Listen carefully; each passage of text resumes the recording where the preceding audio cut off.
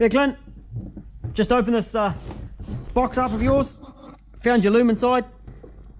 This loom's a sweetheart. It's probably one of the best looms I've seen in a long time.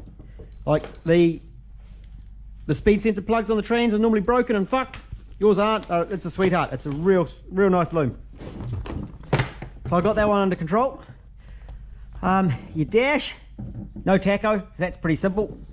The ECU, there's no 28 pin plug, and that's needed. I've got them. The four-wheel drive stuff, yep, no problem there. I can make that work, and I'll build that in its own separate loom.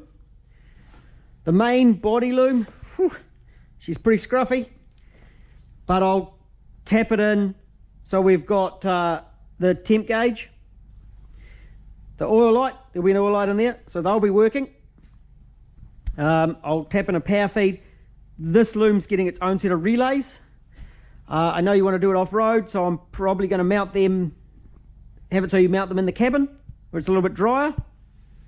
And I'll do the connections in the back of the cabin, as well.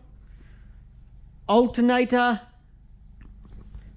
I'll need to know where you're putting your battery, and if you want me to sort the alternator stuff out, or whether you just want me to put a plug that you can do the alternator later on.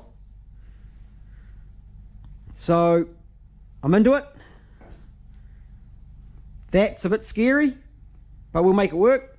This, pretty straightforward because it's a sweetheart. I'll talk to you when I got some more news. Catch up.